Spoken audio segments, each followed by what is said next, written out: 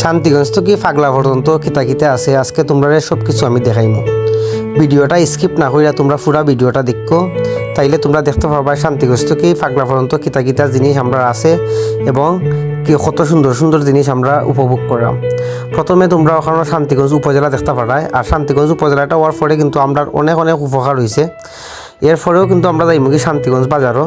আর শান্তিগঞ্জ বাজারটা আসলে অনেক বড় বাজার, আসলে আগে ওটা অত বড় আছিল না, কিন্তু যত দিন যাইরো বাজারটা কিন্তু তত বড় হইরো।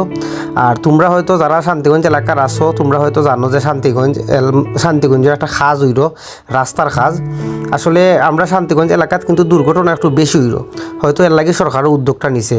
এখন রাস্তাঘাট এখন অনেক বড় করের, কারণ ছোটো হওয়ার কারণে হয়তো আগে বেশি বেশি দুর্ঘটনা হইতো, আর এখন হয়তো একটু দুর্ঘটনা কমবো। ও যে তোমরা দেখলাই নতুন রাস্তার খাজ হইরো, আসলে রাস্তাটা অনেক বড় এবং অনেক স্ট্রং হইরো। যারা রাস্তাটা দেখরায় তারাও বুঝতে পারবায়, এবং যারা ও রাস্তার পাশে দিয়ে চলাফেরা করায় তারা হয়তো কইতে পারবায় রাস্তাটা কিলা হইরো এবং কতটুকু স্ট্রং হইরো। আসলে আমরা রাস্তাটা কিন্তু অনেক দুর্বল আছিল, আর রাস্তাটা অনেক ছোটো আছিল, এর লাগে একটু দুর্ঘটনাও বেশি হইতো। ওটা মাথাত রাখা হয়তো সরকার আমরা রাস্তাটা বড় করার উদ্যোগ নিছে, আর রাস্তাটা খাজ করার উদ্যোগ নিছে। ও যে বিল্ডিংটা তোমরা দেখতে পারো ওটা গেলে টেক্সটাইল মিল। আসলে যারা শান্তিগঞ্জ উপজেলার বা শান্তিগঞ্জের আশেপাশে সবে হয়তো ওটারে চিনো, কিন্তু যারা একটু দূরের তারা তো হয়তো ওটারে চিনে না, এর লাগি তার লগে একটা পরিচয় করাই দিলাম। আর এম মান্নান সাহেব কিন্তু আমরা শান্তিগঞ্জ উপজেলাত অনেক অনেক কিছু কইরা গেছেন। ও যে বিল্ডিংটা তোমরা দেখছো ওটা হইলো বিদ্যুৎ অফিস ওখানে হওয়ার কারণে আমরা কিন্তু অনেক উপকার হয়েছে। আর শান্তিগঞ্জ তো কি ফাগলা পর্যন্ত যে রাস্তাটা আসলে অনেক সুন্দর একটা রাস্তা, বাইক দিয়ে গেলে আসলে বোঝা যায় রাস্তাটা কতটুকু সুন্দর। এমনি গাড়ি দিয়ে গেলে হয়তো আমরা খেয়াল করি না। আর ওটা গেল মৎস্যচারী, আসলে বাইক দিয়ে চলাফেরা করলে রাস্তার সব সৌন্দর্য উপভোগ করা যায়, এবং রাস্তার যে আশেপাশে যে ক্ষেত খামারগুলো আছে ওগুলো উপভোগ করা যায়। আমরা আস্তে আস্তে এলাম সদরপুর, আর সদরপুর ও যে একটা নতুন ব্রিজ হইল।